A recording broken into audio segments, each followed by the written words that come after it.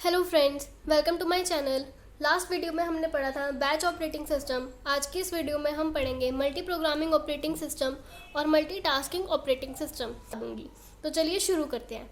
Multi programming operating system क्या होता है? अब देखो, मल्टी प्रोग्रामिंग जैसा कि हम देख रहे हैं ये दो वर्ड से बना है, मल्टी और प्रोग्रामिंग। ठीक है, मल्टी का मतलब तो वही होता है मल्टीपल। तो इसका मतलब क्या है? मल्टीपल प्रोग्रामिंग को करना। प्रोग्रामिंग मतलब बहुत सारे प्रोग्राम्स को एक साथ रखना, यानी कि मल्टीपल प्रोग्राम्स को रन करना इस आर मल्टी प्रोग्रामिंग। तो मल्टीपल प्रोग्राम्स को रन करने को पॉसिबल अगर हम कर सकते हैं तो उसे बोलते हैं मल्टी प्रोग्रामिंग ऑपरेटिंग सिस्टम। तो चलो देखते हैं, हम एक एग्जाम्पल, एक डायग्राम के थ्रू हम इसे समझते हैं। जैसे कि हमारे पास, मैंने देखा बहुत सारे प्रोग्राम्स हैं हमारे पास, ठीक है, जैसे P1, P2, P3, P4, P5, P6। Let's say हमारे पास 6 प्रोग्राम्स हैं, ठीक है, और हमारे पास एक CPU है। अब हमारे पास सबसे पहले आया प्रोग्राम P1, तो हमने P1 प्रोग्राम दे दिया CPU को। CPU P1 प्रोग्राम को रन कर रहा है, ठीक है। अब इतना हम समझे कि CPU P1 प्रोग्राम को रन कर रहा है। अब क्या हुआ, P1 प्रोग्राम को बाहर जाना पड़ा किसी इनपुट आउटपुट के लिए, ठीक है। P1 प्रोग्राम को कुछ इनपुट चाहिए यूज़र से, या फिर कोई आउटपुट देना है उसे यूज़र को, तो उसके लिए ये प्रोग्राम गया। और उस टाइम पे CPU हमारा क्या हो गया, CPU इज़ आइडल नाउ, यानी कि CPU फ्री हो गया, ठीक है। तो अब ये आइडियल टाइम जो है CPU का, ये यानी कि एक तरह से हम रिसोर्स को वेस्ट ही तो कर रहे हैं। CPU का टाइम वेस्ट हो रहा है यहाँ पे, क्योंकि वो खाली बैठा है, वो कुछ नहीं कर रहा। लेकिन मल्टीपल प्रोग्रामिंग की वजह से हम क्या कर सकते हैं कि जितनी देर में P1 प्रोग्राम इनपुट आउटपुट करने गया है, उतनी देर में हमारे पास तो और बहुत सारे प्रोग्राम्स हैं। तो इसमें से कोई प्रोग्राम, लेट्स से P2, हमने P2 दे दिया CPU को एग्जीक्यूट करने के लिए। तो अब क्या हुआ, जितनी देर में P1 प्रोग्राम इनपुट आउटपुट ख़त्म करके आएगा, उतनी देर में CPU खाली नहीं बैठेगा। तो ये CPU is now not ideal, ठीक है। और वो P2 प्रोसेस को, P2 प्रोग्राम को रन करेगा, ठीक है। अब जब P2 प्रोग्राम रन हो गया, सपोज P1 प्रोग्राम को इनपुट आउटपुट करने के लिए 1 मिनट का टाइम रिक्वायर्ड था और P2 प्रोग्राम 2 मिनट का है।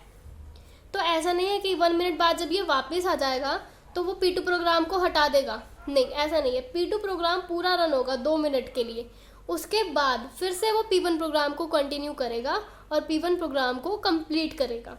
जब P1 प्रोग्राम कंप्लीट हो जाएगा, उसके बाद फिर वो नेक्स्ट प्रोग्राम यानी कि P3 को रन करेगा, को लेंगे। तो इससे क्या हुआ, हमारा आइडियल टाइम जो था CPU का, CPU ideal time will decrease, CPU का आइडियल टाइम डिक्रीज हो जाएगा, ठीक है। CPU का आइडियल टाइम डिक्रीज हो जाएगा इससे, और हमारा रिस्पॉन्स टाइम भी बढ़ जाएगा। Response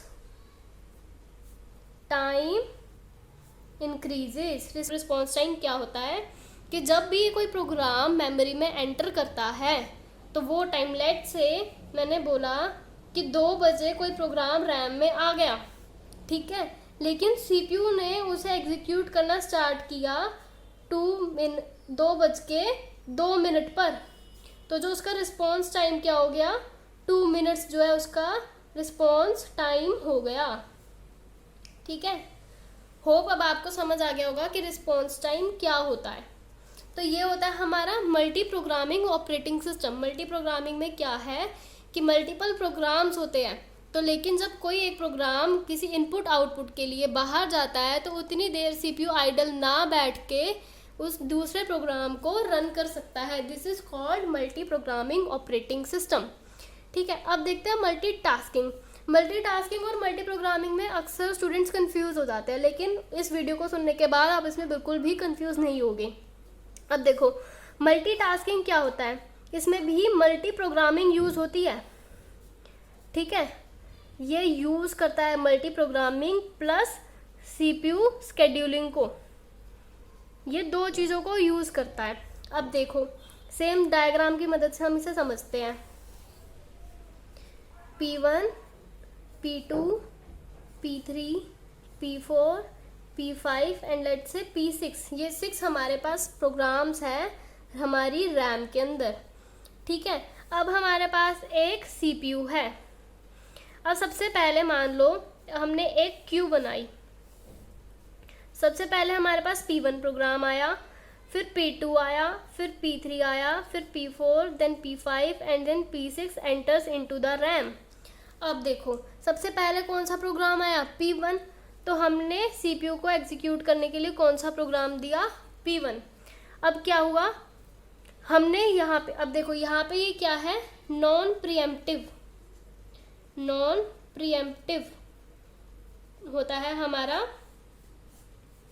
multi programming operating system, हमारा नॉन प्रीएम्प्टिव होता है। ये एक इम्पॉर्टेंट चीज़ है, ठीक है। नॉन प्रीएम्प्टिव होता है हमारा मल्टी प्रोग्रामिंग ऑपरेटिंग सिस्टम, लेकिन मल्टीटास्किंग क्या होता है, प्रीएम्प्टिव। प्रीएम्प्टिव का मतलब जबरदस्ती छीन सकता है ये। इसका मतलब क्या, हमने यहाँ पे क्या किया, प्रोग्राम तो हमारे पास बहुत सारे हैं, लेकिन हम ये वेट नहीं करेंगे कि वो प्रोग्राम इनपुट आउटपुट के लिए जाएगा तो हम उससे दूसरे प्रोग्राम को रन करेंगे। यहाँ पर हम क्या करेंगे, हमने एक टाइम बाउंड दे दिया, 1 यूनिट का दे दिया। सपोज यूनिट मतलब कुछ, देखो अब हमारा जो प्रोग्राम रन होते हैं, कंप्यूटर का काम करने का तरीका जो होता है वो बहुत फास्ट होता है, वो मिली सेकेंड्स भी नहीं, इवन नैनो सेकेंड्स में काम को कंप्लीट कर देता है। तो इसीलिए हमने एक यूनिट ले ली, टाइम यूनिट, ठीक है। तो लगाओ एक टाइम यूनिट हमने सबको दे दी कि 1 टाइम यूनिट तक सारे प्रोग्राम्स एग्जीक्यूट होंगे, ठीक है।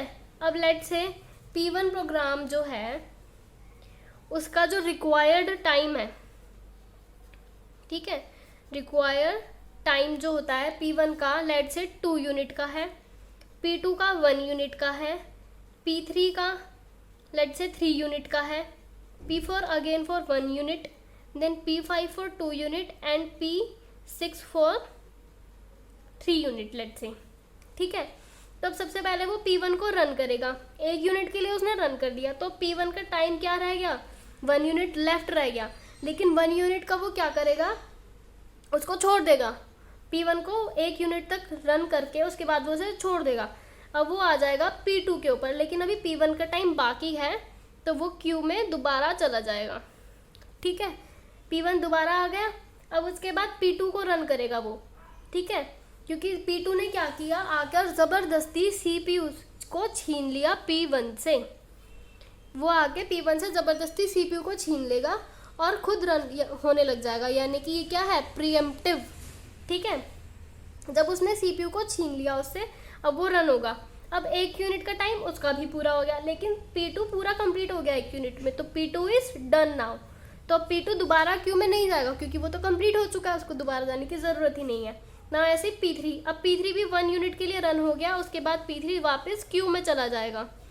अब इसका लेफ्ट कितना है, 2 यूनिट्स बाकी है, देन P4 कंप्लीट होगा, देन P5 रन होगा, उसका भी 1 यूनिट बच जाएगा, उसके बाद P6 जाएगा, उसका भी 1 यूनिट बच जाएगा, ठीक है। मैंने ये यहाँ नीचे बना दिया क्योंकि यहाँ पे स्पेस नहीं है, तो P6 का भी 1 यूनिट बच गया। उसके बाद फिर से P1 की बारी गई, ये कंप्लीट हो जाएगा, देन 0 लेफ्ट, इसका 1 लेफ्ट हो गया था, इसका 2 लेफ्ट हो गया था, P4 हमारा कंप्लीट हो चुका है। नाउ अब P3 की बारी आई, उसका कितना लेफ्ट था, 2, तो 1 यूनिट होने के बाद उसका फिर से 1 यूनिट बच जाएगा। उसके बाद 4 कंप्लीट है, 5 की बारी है, 5 कंप्लीट हो गया, 6 की बारी आई, फिर से P6 का एक वो बच गया। अब फिर से P6 की बारी आई, ठीक है, P6 की बारी आई, P6 कंप्लीट होने के बाद एक बचा, फिर P3 आया, P3 कंप्लीट हो जाएगा, 0 हो गया ये यहाँ पे, उसके बाद फिर P6 आएगा, ये 0 हो गया। तो इस तरीके से ये रन होगा। आप समझ रहे हैं ना, मतलब इसका मतलब ये कि यहाँ पर ये प्रीएम्प्टिव टास्क है। प्रीएम्प्टिव मतलब जो छीन लेता है, ठीक है। अब क्या होगा कि कोई भी अगर प्रोग्राम आ रहा है तो वो CPU को छीन सकता है ज़बरदस्ती। एक टाइम, मतलब एक टाइम बाउंड है कि CPU एक प्रोग्राम को इतने पर्टिकुलर टाइम के लिए रन करेगा। जैसे हमने यहाँ पे लिया 1 यूनिट ऑफ टाइम, ठीक है, तो 1 यूनिट टाइम के लिए वो हर प्रोग्राम को रन करेगा CPU। तो 1 यूनिट के लिए रन करने के बाद वो उस प्रोग्राम को छोड़ के सेकंड पे शिफ्ट हो जाएगा। इससे क्या होगा, हमारा रिस्पॉन्स टाइम बढ़ जाएगा। मैं यहाँ लिख देती हूँ, नहीं यहाँ लिख देती हूँ मैं, ठीक है, रिस्पॉन्स टाइम बढ़ जाएगा। अब आप बोलेंगे कि रिस्पॉन्स टाइम तो यहाँ भी बढ़ गया था, है ना, लेकिन इसमें जो रिस्पॉन्स टाइम बढ़ा, ठीक है, नॉर्मल जो हमारा जनरल ऑपरेटिंग सिस्टम होता है उससे तो रिस्पॉन्स टाइम बढ़ा, जहाँ पे हम एक टाइम पे एक ही प्रोग्राम को रन कर रहे हैं, अगर वो इनपुट आउटपुट के लिए गया तो CPU उतनी देर आइडल बैठा है, तो इसीलिए उस केस के कंपैरिजन में यहाँ पे रिस्पॉन्स टाइम बढ़ा। लेकिन यहाँ पर तो और भी ज़्यादा बढ़ गया। अब ये देखो कि यहाँ पर P2 प्रोग्राम को 2 मिनट का रिस्पॉन्स टाइम लगा था, लेकिन यहाँ पर P2 प्रोग्राम तो सेकंड नंबर पे आया, तो इसको कितना लगा था यहाँ पे 1 यूनिट का। तो यहाँ पर रिस्पॉन्स टाइम और भी ज़्यादा कम हो गया, रिस्पॉन्स टाइम ज़्यादा हो गया, मतलब इंक्रीजेस का मतलब कि वो जल्दी हो गया। इंक्रीजेस का मतलब ये नहीं कि रिस्पॉन्स टाइम बढ़ गया, 2 की जगह 3 मिनट लगने लगे, नहीं, रिस्पॉन्स टाइम बढ़ गया ऐसा मतलब और भी ज़्यादा अच्छा हो गया, ठीक है। और उसके बाद CPU idle time is now left, ठीक है, तो CPU का idle time is decrease CPU idle time, ठीक है, CPU का आइडल टाइम डिक्रीज हो रहा है और रिस्पॉन्स टाइम बढ़ रहा है, ठीक है।